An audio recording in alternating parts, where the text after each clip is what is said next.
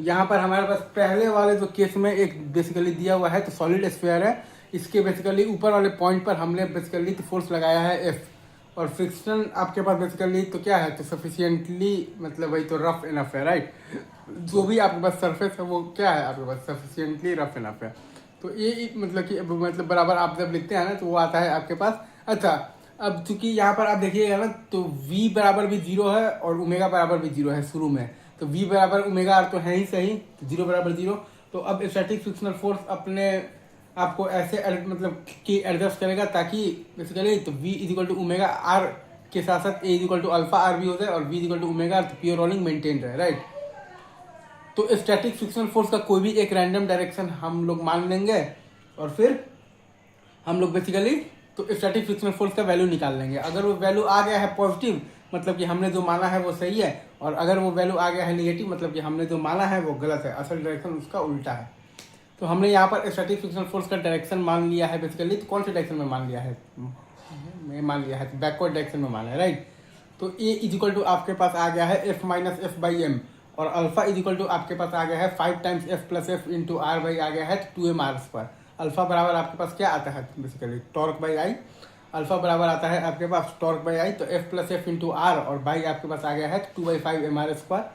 Alpha बराबर आता है आपके पास टॉर्क बाई आई, तो F plus F into R by आ गया है आपके पास, बाई आ गया है आपके पास 2/5 mr स्क्वायर।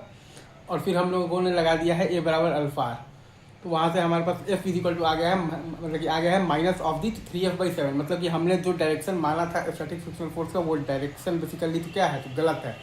तो असल में आपके पास frictional force static frictional force लग रहा है 3f/7 है, वो लग रहा है आपका बेसिकली आगे की तरफ। तो ए बराबर आपके पास तो क्या है बेसिकली तो 10f/7 है, और अल्फा बराबर है आपके पास 10f/7 है।